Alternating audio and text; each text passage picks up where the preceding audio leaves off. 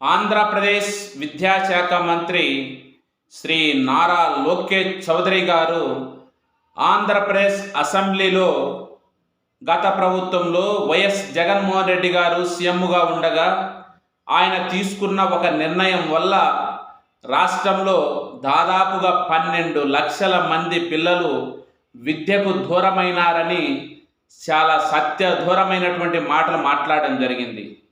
వాస్తవంగా ఈ యొక్క ప్రకటనలు లేదా మాటలు అనేటివి వ్యక్తిగతంగా బయట పార్టీ కార్యక్రమాల్లో పార్టీ వేదికల మీద వాళ్ళు మాట్లాడే రాజకీయ ఉపన్యాసాలు సహజంగా ఉంటాయి.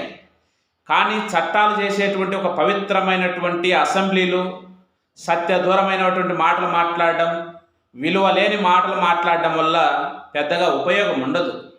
వాస్తవంగా ఏం జరిగింది, ఈ ఉమ్మడి ఆంధ్రప్రదేశ్లో కానీ లేదా నవ్యాంధ్రప్రదేశ్ ఏర్పడిన తర్వాత విద్యా వ్యవస్థలో ఎప్పుడు లేనటువంటి విప్లవాత్మకమైనటువంటి మార్పులు జగన్మోహన్ రెడ్డి గారు తీసుకురాలేదా? ఎప్పుడైనా ఎవరైనా ఊహించారా? ఎవరైనా పిల్లలు చదువుకోవడానికి ఉన్నవాళ్ళు ధనవంతులు వాళ్ళు ఎటైనా వాళ్ళ యొక్క ఆర్థిక స్తోమతను బట్టి పిల్లలను పెద్ద పెద్ద కార్పొరేట్ స్కూళ్ళల్లో పెద్ద పెద్ద ప్రైవేట్ స్కూల్లో చదివించే అవకాశం ఉంటుంది. కానీ పేదలకు సంబంధించినటువంటి పిల్లలు ఆ యొక్క పెద్ద పెద్ద బడులు పోయే అవకాశం లేదు. ప్రభుత్వ స్కూళ్ళకు పోదామనుకున్నా అక్కడ సరైనటువంటి వసతులు లేక సరైనటువంటి విధానాలు లేక పోవడానికి ఇబ్బంది అయ్యి చాలామంది స్కూళ్ళకు పోకుండా ఉన్నటువంటి సందర్భం ఆ కాలంలో. అలాంటిది జగన్మోహన్ రెడ్డి గారు దూరదృష్టితో ఆలోచించి అమ్మఒడి అనేటువంటి ఒక బృహత్తరమైనటువంటి కార్యక్రమానికి శ్రీకారం చుట్టి దానిలో భాగంగా పేదవాడి యొక్క తల్లిదండ్రులకు బాధ్యతగా నిలిచాలని పిల్లలకు అమ్మఒడి కింద 15,000 రూపాయల సంవత్సరానికి ఆర్థిక తోడ్పాటు అందించడమే కాకుండా ఆ స్కూల్లో పోయినటువంటి పిల్లోడు ఆహ్లాదకరమైనటువంటి వాతావరణంలో చదువుకోవాలి, విద్యను అభ్యసించాలనేటువంటి ఉద్దేశంతో పాడుపడిన స్కూళ్ళు అన్నింటినీ కూడా నాడు నేడు కింద వాటి రూపురేఖలు మార్చి బాగా ఆహ్లాదకరమైనటువంటి వికాసం పరిణామం చెందే విధంగా చాలా పీస్ఫుల్గా ఉండే విధంగా పాఠశాల ఆవరణాలన్నీ రూపుదిద్ది దానిలో భాగంగా పిల్లలందరికీ మంచి టెక్స్ట్ బుక్లు, నోట్బుక్లు, యూనిఫామ్స్, బెల్టు, బూట్లు వాళ్ళకు కావాల్సిన అన్ని సదుపాయాలు కల్పించి విద్యలో ఒక విప్లవాత్మకమైన మార్పులు తెస్తే ఒకానొక సందర్భంలో ఒక సంవత్సరంలో ఈ దేశంలో విద్యాపరంగా సస్టైనబుల్ డెవలప్మెంట్ గోల్స్లో కేరళ తర్వాత ఆంధ్రప్రదేశ్ 2వ స్థానంలో ఉండడం జరిగింది. ఎక్కడ జగన్మోహన్ రెడ్డి గారు విద్యా వ్యవస్థకు ఇబ్బంది కలిగించిండు, నాశనం చేసిండు? ఏ మాటలు మాట్లాడతారండి? నోరు తెరిచే అబద్ధాలు. ఈ పచ్చి అబద్ధాలా లేదా పచ్చ అబద్ధాలా అని మనం అర్థం చేసుకోవాలి. ఏదైనా ఆరోపణలు చేసే ముందు ప్రజల్లోకి ఇంత బలంగా పోయినటువంటి ఒక కార్యక్రమం మీద ఆరోపణలు చేసే ముందు ఆలోచించాలి. మీరు చేయండి, మంచిది, ఎవరు కాదన్నట్లే. కానీ గతంలో జరిగినటువంటి మంచిని కూడా చెడుగా లేదా జరగలేదన్నటువంటి దురాభిప్రాయము, దురాలోచనతో ఉండడం ఎక్కువ రోజులు మంచిది కాదు. రాజకీయంగా చాలా మాట్లాడుకోండి, దానివల్ల ఎవరికి వచ్చిన ఇబ్బంది కూడా లేదు. కానీ ఇంత చులకనైనటువంటి మాటలు మాట్లాడడం వల్ల సమాజంలో మీకే ఇబ్బంది కలుగుద్ది. ఆలోచించండి ఒకసారి. ఈ రాష్ట్రంలో విద్యలో కానీ వైద్యంలో కానీ జగన్మోహన్ రెడ్డి గారు తెచ్చినటువంటి విప్లవాత్మకమైనటువంటి మార్పులు ఈ ఆంధ్రప్రదేశ్ ఉన్నంత వరకు ఉండిపోయే కార్యక్రమాలే కదా.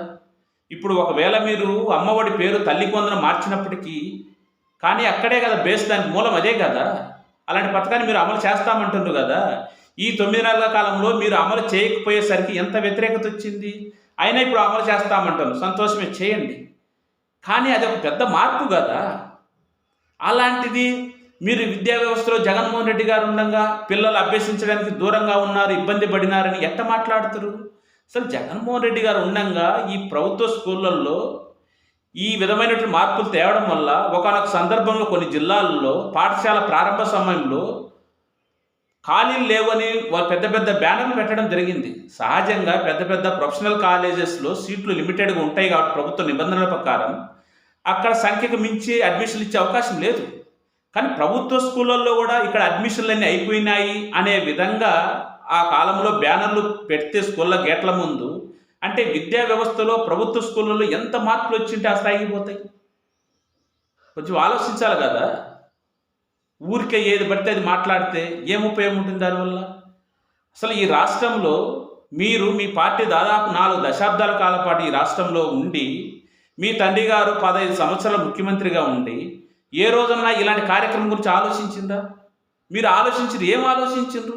మీకు సంబంధించి మీ పార్టీకి సంబంధించినటువంటి నారాయణ విద్యా సంస్థలు ఎలా బాగుపరచాలి, చైతన్య విద్యా సంస్థలు ఎట్లా బాగుపరచాలి, భాష్యం విద్యా సంస్థలు ఎట్లా బాగుపరచాలి, అదేవిధంగా ఇంకా చాలా మీకు సంబంధించినటువంటి విద్యా సంస్థలు ఉన్నాయి కదా, వాళ్ళందరికీ ఏ విధంగా మనం బాగుపరచాలి, వాళ్ళందరూ బాగుపడాలంటే ప్రభుత్వ స్కూళ్ళను ఏ విధంగా నిర్లక్ష్యం చేయాలి, అది కదా గత చరిత్ర మీకు సంబంధించింది.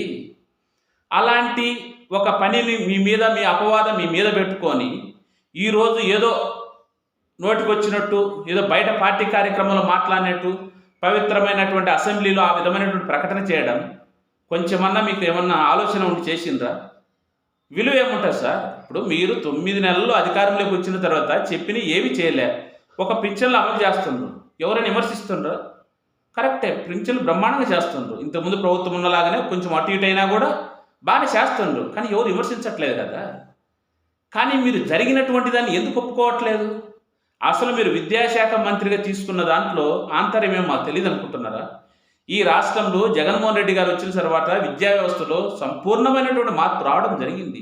ఆ క్రెడిట్ని అంతా మీ ఖాతాలో వేసుకోవాలని మీ ప్రయత్నాలు చూసినాం కదా. ఈ మధ్య కాలంలో మీరు పేరెంట్స్ టీచర్స్ అని ఒక మీటింగ్ పెట్టి, ఆ బిల్డింగ్స్ బ్రహ్మాండంగా ఉన్నాయి, ఇంతకుముందు ప్రభుత్వ స్కూళ్ళలో ఇలాంటి సదుపాయాలు లేవు, ఇప్పుడు చూడండి మా ప్రభుత్వ పరిపాలన ఎలా ఉందో అన్నారు. ఎక్కడ చేసింది మీరు? అది చేసినంత జగన్మోహన్ రెడ్డి గారు కదా.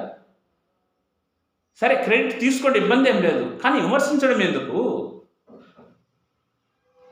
అసలు ఆంధ్రప్రదేశ్లో ప్రభుత్వ స్కూళ్ళకు సంబంధించి ఈ యొక్క ప్రభుత్వ స్కూళ్ళ యొక్క వాళ్ళ యొక్క ప్రతిభ కానీ వాళ్ళ యొక్క స్థాయి ఎక్కడైపోయింది? ప్రపంచంలో ప్రఖ్యాతిగాంచినటువంటి ఐక్యరాజ్య సమితి వేదికగా మన ఆంధ్రప్రదేశ్ ప్రభుత్వ స్కూల్లో చదివినటువంటి పిల్లలు ప్రసంగించడం జరిగింది. అది గతంలో ఎప్పుడైనా జరిగిందే? లేదు కదా. అంత పెద్ద కార్యక్రమాన్ని మీరు అంత చులువగా ఎలా మాట్లాడగలుగుతారండి? రాజకీయాలు చేయండి, ఏం ఉపయోగం ఉంది? ఇప్పుడు ఈ ఆరోపణ చేసిండ్రు, ఈ ఆరోపణ చేయడం వల్ల, లేదు మేము సమర్థించడం వల్ల, లేదు మిమ్మల్ని మేము విమర్శిస్తున్నాం అనుకోండి, జగన్మోహన్ రెడ్డి సమర్థిస్తున్నాం అనుకోండి. మీరు ఇప్పుడు జగన్మోహన్ రెడ్డిని మేము సమర్థించడం వల్ల ఓడిపోయినటువంటి జగన్మోహన్ రెడ్డి గారు ఇప్పుడు ఏమైనా సీఎం కాగలుగుతారా? లేదు కదా. లేదు మేము విమర్శించడం వల్ల మీరు ఉన్నటువంటి అధికారంలో ఉన్నటువంటి కూటమి దిగిపోయి మీరేమైనా ప్రతిపక్షంలో వెళ్ళిపోతారా? లేదు కదా. జరిగినటువంటి పనిని, జరుగుతున్నటువంటి పరిణామాలను ఒప్పుకోవడంలో తప్పేముంది? ప్రతిదాన్ని మీరు తప్పుపడతా పోతా ఉంటే అలాంటప్పుడు మీరు ఎందుకు ఆ స్కూళ్ళలో పోయి డిప్యూటీ సీఎం గారు కానీ మీరు కానీ ఇవన్నీ చాలా బాగున్నాయని ఎందుకు ఒప్పుకుంటున్నారు? అంటే మీడియా ముందు ఏం చేయలేరు కాబట్టి. దయచేసి వద్దు, వాస్తవాలు ఒప్పుకోండి. జగన్మోహన్ రెడ్డి గారు విద్యా వ్యవస్థలో ఒక 70-80% చాలా వరకు చేయగలిగిండు. మిగిలిపోయిన మీరు చేయండి. మీరు అంటున్నారు చేస్తామని, బ్రహ్మాండం చేయండి. స్కూల్కి అక్కడెక్కడ మిగిలిపోయిన ప్రహారీ గోడలు కట్టండి, పిల్లలకు సంబంధించిన టాయిలెట్స్కి సంబంధించి మెయింటెనెన్స్ చూడండి, ఇంకా పెద్ద పెద్ద అండి. అసలు జగన్మోహన్ రెడ్డి గారు వాస్తవంగా చెప్పాలంటే రాష్ట్ర ముఖ్యమంత్రిగా కాకుండా ఒక కుటుంబంలో ఒక కుటుంబ పెద్దగా, ఒక తండ్రిగా బాధ్యతయుతంగా ఆలోచించి, ఒక సొంత తండ్రి పిల్లవాడికి ఉదయం లేస్తే సాయంత్రం స్కూల్ నుంచి ఇంటికి వచ్చేంత వరకు వాళ్ళకి సంబంధించిన అన్ని రకాలైనటువంటి ఆలోచన చేయడం జరిగింది. ఉదయం వాళ్ళు తీసుకునేటువంటి ఫుడ్లో కానీ, మధ్యాహ్నం జగనన్న గోరుముద్ద కింద పిల్లలు బాగా చదవాలి, వాళ్ళ మెచ్యురేషన్ లెవెల్స్ బాగుండాలి, మంచి వికాసపరంగా ఆలోచనలు ఉండాలనే ఉద్దేశంతో గోరుముద్దలో భాగంగా సొంతంగా ఆయనే మెనూ తయారు చేసి ఒకే రకమైనటువంటి భోజనం కాకుండా రోజు మార్చి రోజు రకరకాల భోజనాలు పెడితే పిల్లలు బాగా ఇంట్రెస్ట్గా తినడంతో పాటు స్కూళ్ళకు కూడా వస్తారనే ఉద్దేశంతో అది చేయడం మూలంగా అప్పుడు స్కూళ్ళలో హాజరు శాతం ఎంత అమాంతంగా పెరిగిపోయింది అప్పుడు. అలాంటి ఒక పెద్ద కార్యక్రమాన్ని ఎంత సింపుల్గా, రాజకీయంగా విభేదాలు ఉన్నప్పటికీ ఇంత చులువుగా మాట్లాడతారా? మంచిది కాదు, దయచేసి అర్థం చేసుకోండి.